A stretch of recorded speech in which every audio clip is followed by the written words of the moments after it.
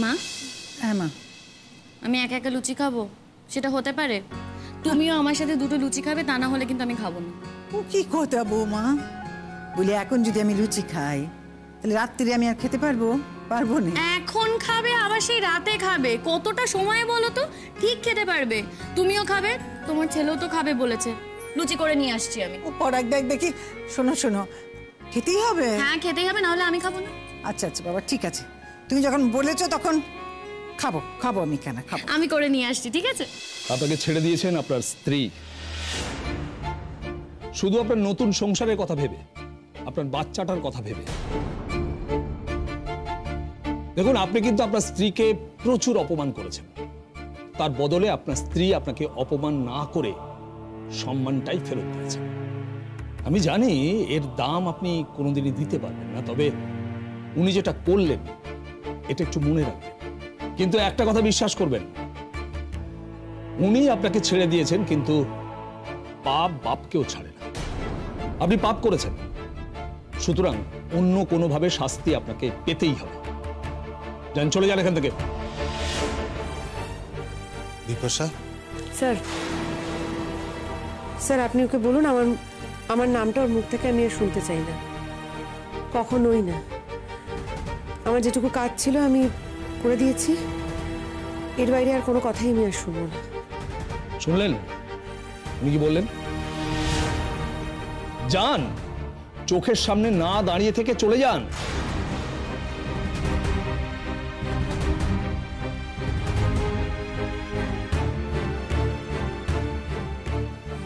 বিপাশা দেখো, তুমি আমাকে যতই ঘেন্না করো স্যার না আমি কেন, রিকোয়েস্ট করছি আপনাদের একটা কথা। স্যার আমি রিকোয়েস্ট করছি আপনাদের, আপনারা আমার কথায় ওকে ছেড়ে দিয়েছেন তো, কিন্তু ও যদি আমার সঙ্গে আর একটা কথাও বলতে আসে, আমার নাম উচ্চারণ আর একবার করে, তাহলে কিন্তু সেটা আমার জন্য চরম অপমানের এবং অসম্মানের হবে স্যার, এবং আমিও প্রতিবাদ জানাবো। আমি তখন কিন্তু আপনাদেরকে আবারও অনুরোধ করব যাতে ওকে লকআপে ঢুকিয়ে দেওয়া হয়। স্যার আমার নাম উচ্চারণ করার অধিকারও হারিয়েছে, সারা জীবনের জন্য হারিয়েছে। আমার নাম যেন আর কখনো কোনোদিনও উচ্চারণ না করে, আমার সঙ্গে যেন আর একটা শব্দও না বলে। শুধু বলে দেবেন স্যার, ও যেন ডিভোর্সটা আমাকে তাড়াতাড়ি দিয়ে দেয়, আর কিচ্ছু আমি চাই না। আসছি।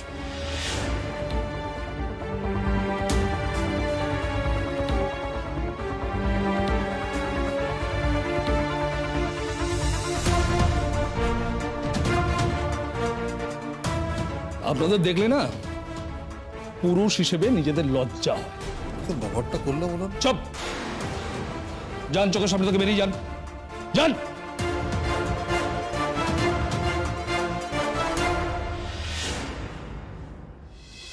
শিমুল, আরে বাস তোমরা এসেছো। আমি তো ভেবেছিলাম আমি তোমাদের সাথে দেখা করতে যাব। আমরা না দুটো কারণে এসেছি। আচ্ছা আগে বল তো, তোর কেমন লাগলো ক্লাস নিয়ে? আজ তো প্রথম ক্লাস নিলি। ওমা পরাগ, কেমন আছো? এখন একটু বেটার? এখন তো বোধহয় একটু উঠে বসতে পারছো, তাই না? হ্যাঁ, মানে ওই মায়ের পক্ষে একা তো সম্ভব ছিল না। ওই তুতুল এসেছিল, তুতুল আর মা মিলে আমাকে একটু আস্তে আস্তে ধরে এনে বসিয়েছে। আবার রাত হয়ে গেলে তারপরে ওপরে উঠে যাব। কি বলতো, মানে সারাদিন একটা ঘরে এইভাবে কাটাতে তো ভালো লাগে না। সেই সারাক্ষণ বাড়ি বসে থাকতে কারি বা ভালো লাগে, না লাগারই তো কথা। খুব ভালো হয়েছে তোমরা এসেছো, জানো তো আজকে মা নিজের হাতে আমার জন্য লুচি আর বেগুন ভাজা করেছে। না গো না, সেরকম কিছু নয়, আমার মাথায় আসতো না গো। ও কি কথা, আমি করেছি কোথায়? ও তো পরাগ বলেছে তাই করেছি গো।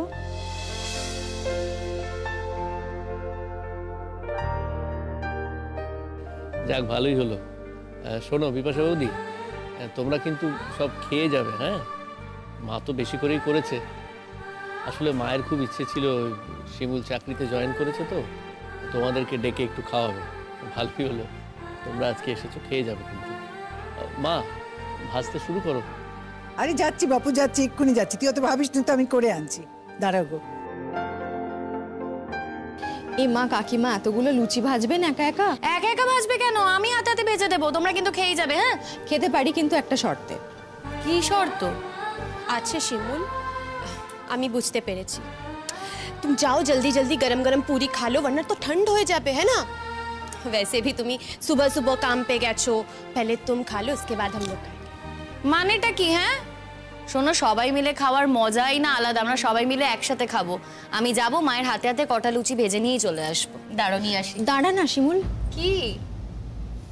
এই যে বললাম দুটো কারণে এসেছি, একটা কারণ তো বললাম, আর একটা জানতে চাইবি না? কি হয়েছে গো? বিপাশা চন্দনকে ছাড়িয়ে নিয়ে এসছে। কি কি বলছো? মেয়েটার মুখের দিকে তাকিয়ে আর পারলাম না রে। বাচ্চাটার কি দোষ আছে বলতো? সত্যি তোর বাবার চাকরি চলে যাবে, ওর মাটা তো না খেতে পেয়ে মরবে, সঙ্গে বাচ্চাটাও।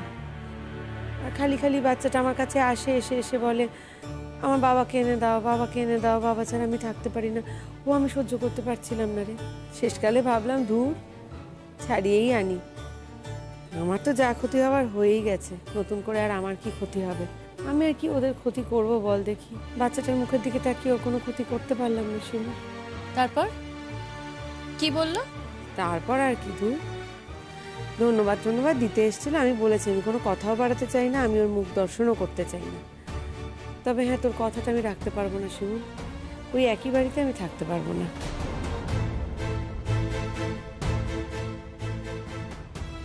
মানে বিপাশাদি তুমি ও বাড়িটা ছেড়ে দেবে? হ্যাঁ, দেখি কাল পরশু 2-1 দিনের মধ্যেই ছেড়ে দেবো। কি বেসিসে ছাড়বে সেটাই তো বুঝতে পারছি না। আমি নিজেও জানি না আমি কি বেসিসে ছাড়বো। দেখছি, চাকরি বাকরির চেষ্টা তো করছি, বাপের বাড়ি চলে যাব না হলে। আর যদি কাছাকাছি কোথাও চাকরি হয় কপাল গুনে, তাহলে এখানে থাকতে পারবো তোদের কাছাকাছি। আর তা না হলে শোনো, তুমি এখানেই থাকবে, ওই বাড়িতেই থাকবে, আলাদা থাকবে, বুঝলে? আর তোমাদের ছাদে চাইলে তো একটা ঘর তোলা যেতেই পারে। শোনো, টাকা পয়সা যা লাগবে আমরা ব্যবস্থা করবো বিপাশাদি, বুঝতে পারছো কি বলছি? মানে আমি এ প্রসঙ্গে একটা কথা বলতে পারি? দেখো, কথাটা আমার বলা ঠিক হবে কিনা জানি না, কিন্তু আমি তোমাকে কিছু টাকা পয়সা এখন ধার দিতে পারি। কিন্তু তুমি তোমার ছাদে ওখানে একটা ঘর তৈরি করে নাও, পরে না হয় সময় সুযোগ করে আমাকে টাকাটা ফেরত দিও।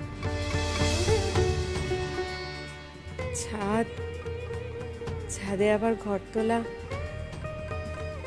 ওসব কোনো বিষয় নয় গো পরাগ। আসলে কি বাড়িটাতেই আর থাকতে চাইছি না গো। যতই হোক যেমনই হোক, এত বছরের সংসার তো, এতগুলো বছরের কত স্মৃতি, কত কিছু জড়িয়ে আছে, কত মুহূর্ত। আর সেই একই বাড়িতে আমারই চোখের সামনে আমারই স্বামীকে নিয়ে অন্য একজন কেউ সংসার করবে, এটা আর মানতে পারবো না। এতটাও উদার বোধহয় আমি নই। খারাপ লাগবে তো, এতটা কষ্ট আর নিজেকে দিতে চাই না। তুমি ওখান থেকে চলে যাবে বিপাশাদি? কি করব বল, চলে যাওয়া ছাড়া তো কোনো উপায় নেই। আর আমি যদি চলে না যাই, ওই মেয়েটাও তো নিশ্চিন্তে সংসার করতে পারবে না। इसका मतलब तुम्ही डिवोर्स भी दिए देबे चंदन दा के? হ্যাঁ, কথাবার্তা সব বলেই এসছি। বললাম তুমি কাগজপত্র রেডি করে ফেলো, আমি সই করে দেবো। আরে কোনো ঝামেলার তো বিষয় কিছু না, মিউচুয়াল ডিভোর্স তো। দরকার আমি বলেছি যে ব্যাক ডেটে সই করে দেবো, আর কোনো ঝামেলার মধ্যেই আমি যেতে চাইছি না। বাহ, খুব ভালো তো বিপাশাদি। তার মানে তুমি সমস্ত ব্যবস্থা করে রেখেছো যাতে অপরাধী শাস্তি না পায়।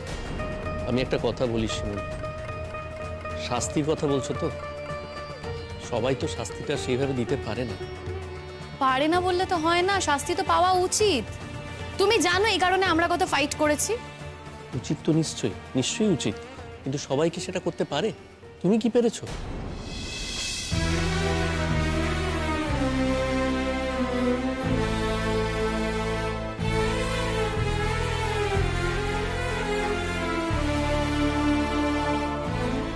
हाँ पराग, वो पारे नहीं, इसलिए ये दिन তোমরা দেখতে পাচ্ছ। पर বিপাশাদির বাত তো अलग আছে না। বিপাশাদির কাছে ওই মौका নেই। চন্দন দা তো অন্য কাউকে শাদি করে এনেছে। তুমি তো ऐसा कुछ করোনি, তুমি তো শিমুলকেই वापस शादी করেছো, है ना? চেষ্টা তো করেছিলাম একবার, হয়ে ওঠেনি। এসব কথা না ভালো লাগছে না শুনতে। সত্যি তো ভালো লাগার কথা নাকি? শিমুল বলতো স্কুলে কেমন কাটালি আজকে? স্কুলে শুরুতে একটু বেগ পেতে হয়েছিল, কিন্তু পরে উইন ওভার করেছি। যাক, খুব ভালো। আচ্ছা শিমুল, তোমাকে একটা কথা জিজ্ঞেস করি। আমাদের স্কুলে ওই স্টাফ রুম থেকে বেরিয়ে বাঁ দিকে একটুখানি এগিয়ে নিচে ওখানে একটা ওই স্বর্ণচাপা গাছ ছিল। হ্যাঁ, এই সময়টাতে তো অনেক ফুল হতো, তুমি দেখতে পেয়েছো গাছটা?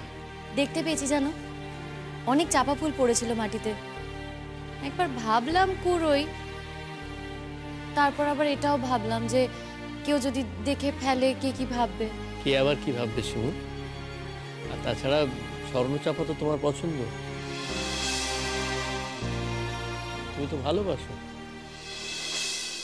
তুমি কি করে জানলে আমি চাপা ফুল ভালোবাসি?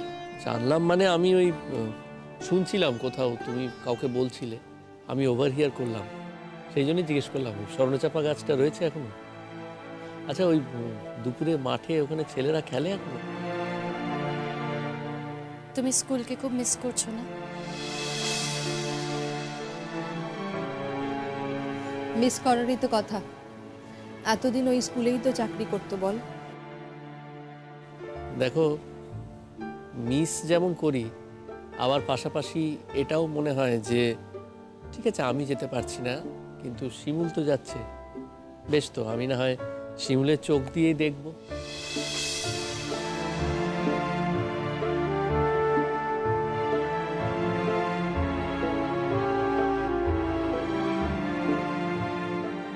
ও বাবা, ভালো হয়ে যাবি বাবা, তুই ভালো হয়ে যাবি, দেখিস আমি তোকে বলছি তুই ভালো হয়ে যাবি। তারপর না তুই আর একটা জায়গায় কোথাও একটা কাজ টাজ খুঁজে নিবি। হ্যাঁ, ভালোই তো হবে, তোরা দুইজনে মিলে চাকরি করবি, ব্যাস সংসারে অনেক টাকা আসবে, তো কোনো অভাব থাকবে না বাবা, দেখিস কোনো অভাব থাকবে না আমাদের। আর বৌমা রোজ কাজ করতে বেরোবে, তাতে তোদের সম্পর্ক দেখবি কেমন সুন্দর হয়, কত মজবুত হয়, তুই দেখিস, তুই ঠিক ভালো হয়ে যাবে। আমি তো শুধু সেই দিনটার অপেক্ষায় আছি, সে সমস্ত দেখে আমার যে কি শান্তি, কি শান্তি। দেখা যাক মা কি হয়, আগে তো আমি ভালো হই, যদিও সেটার আশা খুবই কম, শিমুল জানে সবটাই। সব সময় কেন বলো তো, এক কথা বলো, সব সময় এক কথা বলো না। আশাটাকে না বাড়াতে জানতে হয়, আর এই আশা কি করে বাড়ানো যায় সেটা আমি খুব ভালো করেই জানি। দেখো হাতে টাকা পয়সা কিছু ছিল না, কিন্তু এখন তো আমি কাজ করছি, হাতে টাকাও থাকবে, তাই ভালো করে ট্রিটমেন্টটাও করানো যাবে। টাকা যখন হাতে আসছে তখন তো নিশ্চয়তা আছে, তাই না? ঠিকই তো, ও তো আগেই বলেছিল পরাগ যে তোমার ট্রিটমেন্ট করিয়ে তোমাকে সুস্থ করে তুলবে। সে তো অনেক টাকার ব্যাপার। তো অনেক পয়সা লাগবে তো কি হয়েছে পরাগ? শিমুল কি বলেছে ইতনা পয়সাও খরচ করতে পারবে না? হ্যাঁ, ভালো তো, তোমার জন্য খরচা করবে না তো কার জন্য খরচা করবে?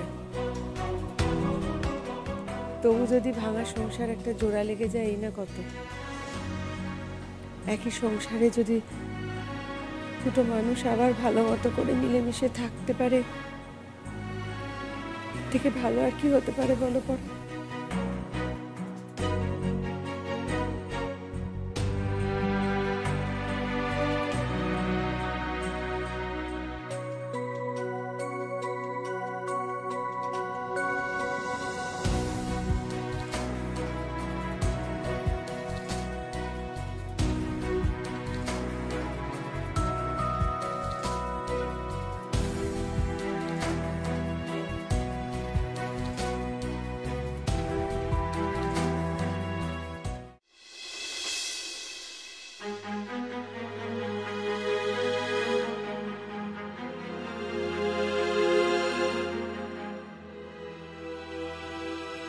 বৌমা, তোমার ঘরে একটু আসতে পারি? তোমার বাড়ি, তোমার ঘর, যখন খুশি আসতেই পারো, আমি থাকছি এইটুকুই যা। শুধু ওই স্বামী বলে মানুষটি যেন আরে ঘরে না আসে, ওর মুখ আমি দেখতে চাই না। স্বামী বললাম ডিভোর্সটা হয়নি তাই। তোমার মেয়েকে কিন্তু আমি এখানে ডেকে আনিনি, ও নিজে থেকেই এসে আমার পাশে শুয়ে পড়েছে। ঘুমন্ত মেয়েকে তো আর ঠেলে ফেলে দিতে পারি না। মেয়েকে নিয়ে যেতে এসেছো তো, কোলে করে নিয়ে চলে যাও। আমি মেয়েকে নিতে আসিনি, তোমার সাথে দেখা করতে এসেছি। হঠাৎ? আমি হয়তো ভুলই করেছি, এখন ঠিক করি বা ভুল করি সে বিচার তো আর আমার হাতে নেই। আমার বাচ্চার স্বার্থে এখন সেই ভুল বা অন্যায়ের সাথেই আমাকে সহবাস করতে হচ্ছে। এই যে একটা মানুষ যার নাকি একটা বউ আছে, এত বছর ধরে তার সাথে সংসার করছে, এটা জানার পরেও যখন আমি বিয়ে করেছি, তারপর একটা রাতের জন্য যখন সে বাড়ি ছেড়ে চলে গেল, আমার কি অবস্থা হয়েছে সেটা তো তুমি দেখেছো। বারবার করে তোমার কাছে আর্জি করেছি যাতে তাকে ফিরিয়ে আনা হয়। তাই এখন বলতেই পারি তোমার মনের কি অবস্থা সেটা আমি বুঝতে পারছি। এখন এর জন্য কাকে দোষ দেবো বলো তো, আমার কপাল ছাড়া? এই কথাগুলো তুমি আমাকে কেন বলছো বলো দেখি? বুঝতে পারছি না। শোনো, আমি প্রথম যখন এই খবরটা শুনেছিলাম আমার খুব কষ্ট হয়েছিল, সামলাতে পারিনি অবিশ্বাসের ধাক্কাটা। কিন্তু তারপরে আমার মনে হয়েছে আমি বেঁচে গেছি, আমি একেবারে বেঁচে গেছি। একটা মানুষ যার সঙ্গে এত বছর আমি থাকলাম, সে মানুষটা তো একটা মুখোশ পরা মানুষ, তাকে তো আমি চিনতেই পারিনি। আমি ঈশ্বরের কাছে আমার অশেষ ধন্যবাদ জানাই যে মুখোশ এবং মুখটাকে আলাদা করে দিয়েছেন। উনি আমাকে প্রকৃত মানুষটাকে চিনতে সাহায্য করেছেন। এটা আমার বিরাট পাওনা বলতে পারো। অন্তত এরকম একটা মুখোশধারী মানুষের সঙ্গে সারাটা জীবন পচে গেলে আমাকে তো মরতে হচ্ছে না। বাবা, বড্ড বাঁচা বেঁচে গেছি।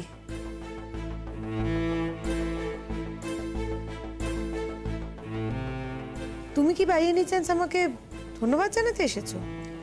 না না, ধন্যবাদ জানিয়ে আমি তোমাকে ছোট করতে চাই না, শুধু এটুকু বলতে এসেছি যে তোমার সাথে আমার কোনো শত্রুতা নেই। আমি তোমাকে শত্রু মিত্র কিচ্ছু ভাবি না গো।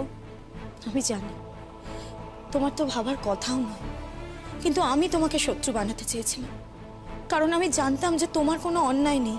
এখন আমি যদি তোমাকে শত্রু না বানাতাম তাহলে তো নিজে অপরাধ বোধে ভুগতাম, স্বামীর সাথে সংসার করতে পারতাম না। আর স্বামী বা কাকে বলছি, ও তো আমার স্বামীই নয়। আর যদি ওকে আমার স্বামী হতেও হয় তাহলেও তো সেটা তোমার দয়া ছাড়া হবে না। তাহলে কি তুমি সেই দয়া ভিক্ষাটাই করতে এসছো? বৌমা, বলতে এসেছিলাম, শুনলাম তুমি নাকি এ বাড়ি ছেড়ে চলে যাবার কথা ভাবছো। দেখো, এখনকার দিনে হয়তো হয় না, কিন্তু আগেকার দিনে তো হতো। একজন স্বামী তার দুই স্ত্রীকে নিয়ে একই বাড়িতে বসবাস করত। তাই বলছি, তুমি যদি মনে করো তাহলে এ বাড়িতে তুমি থাকতে পারো। তুমি না হয় তোমার মতো করে থাকলে। কেন মা, তোমার কি মনে হয় তোমার ছেলে বিরাট লোভনীয় একজন মানুষ, যার সঙ্গে থাকতে না পারলে আমার জীবনটা ব্যর্থ হয়ে যাবে? সে কথা বলছি না মা, আমি তোমার জন্যই কথাটা বললাম। আমার ছেলের সাথে তোমাকে সম্পর্ক রাখতে হবে না। আমি জানি আমার ছেলে তো অন্যায় করেছে, আর অন্যায়টা অন্যায়, সেটা তো স্বীকার করতেই হবে। তুমি তুমি শুধু আমার বাড়ি থেকে যেও না মা, তুমি তো আমার ঘরের লক্ষ্মী। বলো, আমি লক্ষ্মী হলে ওকে সরস্বতী? হ্যাঁ, তোমার কি ইচ্ছে একই বাড়িতে তোমার সংসারে লক্ষ্মী সরস্বতী দুজনেই ঘুরবে নাকি? তুমি সে কথা আমাকে বলতেই পারো, ঠিকই তো আমাকে কথা শোনাবেই। চন্দনকে তো আমি ছেলের মতো করে ভালো করে মানুষ করতে পারিনি না। আমি তো অন্যায় করেইছি, সবাই আমাকে কথা শোনাবে, আমার তো কথা শোনারই কথা। পাড়ার লোক আমাকে চিৎকার করছে। কিন্তু বৌমা, তুমি তো একটা অল্প বয়সী মেয়ে মা, বাড়ি ছেড়ে কোথায় গিয়ে থাকবে বলো? টাকা পয়সা কোথায় পাবে? একা একা কি করবে তুমি? বাপের বাড়িতে কি করে যাবে? সেখানে তো মান সম্মান। যাবো তোমাকে কে বললো? কখনোই যাব না, আমি বাপের বাড়িতে কখনোই যাব না। আমি বুঝে গেছি আমি একা, আমি একা। আমাকে একার মতো করে নিজের একটা রাস্তা খুঁজে নিতে হবে, আমি খুঁজে নেব। তুমি এখানে থাকতে পারো দিদি, সত্যি আমার কোনো আপত্তি নেই। তুমি দেখছো না আমার মেয়েটা ভালোবেসে তোমাকে কেমন আঁকড়ে ধরেছে। ছোটরা মানুষ চেনে, বড়রা ভুল করে, কিন্তু ছোটরা ঠিক বোঝে। ও তোমাকে কেন এতটা ভালোবাসে বলো? তুমি ভালো মানুষ বলি। এই শোনো, এত কথা আমি তোমার কাছ থেকে শুনতে চাইছি না। তুমি কি আর কিছু বলবে আমাকে? হ্যাঁ, ওর বাবা একবার কথা বলবে। কোনো প্রশ্নই উঠছে না। কোনো প্রশ্নই উঠছে না। এটা যদি হয় আমি কিন্তু বাড়ি থেকে বেরিয়ে যাবো এক্ষুনি। আমি জানি তুমি আমাকে কোনোদিনও ক্ষমা করতে পারবে না বিপাশা। আমার মুখদর্শন করার ইচ্ছে তোমার না থাকারই কথা বিপাশা। তুই স্বাভাবিক, কারণ সেই ইচ্ছাটা থাকার মতো কোনো কাজ তো আমি করিনি, আমি করতে পারিনি। দেখো তোমার সাথে যা ঘটেছে সব না কেমন ঘটে গেছে। আমি যে মন থেকে সবটা মেনে নিতে পারছিলাম তাও কিন্তু নয়। আমার ভেতরেও একটা অন্যায় বোধ, একটা পাপ বোধ কাজ করছিল। কিন্তু কি করব বলো? দেখো সেই জায়গা থেকে গিয়ে আমি মধুরিমার কাছে এসে পড়ি। আমি অস্বীকার করছি না, মানে একটা সন্তান দরকার ছিল, কিন্তু তার মানে এই নয় যে একটা সন্তান আমরা দত্তক নিতে পারতাম না। আমরা চাইলেই দত্তক নিতে পারতাম। মানে ইনফ্যাক্ট তুমি বহুবার বলেও ছিলে আইন কানুন সব বাদ দাও। দেখো আমি তো সাধু পুরুষ নই, আমি ভুল করেছি, আমি অন্যায় করেছি, আমি স্বীকার করছি তোমাকে। এবার তুমি যদি বলো বেরিয়ে আসার কথা, আমি বলবো আমি বেরিয়ে আসতে পারিনি। আমি আমার নিজের মনের কাছে হেরে গেছি। এই যে মেয়েটি দাঁড়িয়ে আছে এখানে, মধুরিমা, এবং এই যে বাচ্চাটি শুয়ে আছে খাটে, বলতে পারো ওদের প্রতি আমার মায়া থেকে গেছে। সেই মায়া আমি আটকে গেছি। দেখো এ বাড়িতে ওদের নিয়ে আসার পর থানা, পুলিশ, লোকজন, মানে সব মিলে, মানে এরা লোকজন এত নেগেটিভ কথা বলছে, এত কিছু ঘটনা ঘটে যাচ্ছে আমার জীবনে। আমার মনে হয়েছিল যে কোনোভাবে তোমাকে যদি এ বাড়ি থেকে আলাদা করে দেওয়া যায়, সরিয়ে দেওয়া যায়, তাহলে বোধহয় এই সমস্যাগুলো আর হবে না। ভুল ভেবেছিলাম। কিন্তু তারপরও ওখানে দাঁড়িয়ে একটা কথা কিন্তু আমি পরিষ্কারভাবে জানতাম যে জীবনে কখনো কোথাও যদি আমার কোনো সমস্যা হয় এবং সেটা যদি তোমার কানে যায় খবরটা, তুমি পৃথিবীর যেখানেই থাকো, you will be the first person. তুমি সেই সময় আমার জন্য আমার পাশে এসে দাঁড়াবে। তখন সেটা হলো তাই। দেখো আমি তোমার ঋণ শোধ করার কথা বলছি না, কারণ আমি জানি সেটা আমি পারবো না, ওটা আমার দ্বারা সম্ভব না। আমি শুধু একটা কথাই তোমায় বলতে চাইছি যে প্লিজ এই বাড়ি ছেড়ে চলে যেও না বিপাশা। একটা কথা যদি বলি তাহলে তো তুমি এক্ষুনি এই বাড়ি ছেড়ে চলে যাবে, কিন্তু আমি কথাটা তাও বলবো, কারণ সত্যিটা আমি সকলের সামনে স্বীকার করতে চাই। মধুরিমার সামনেও আমি এটা তোমাকে পরিষ্কার করে বলতে চাই, বিপাশা আমি তোমাকে সত্যি ভালোবাসি।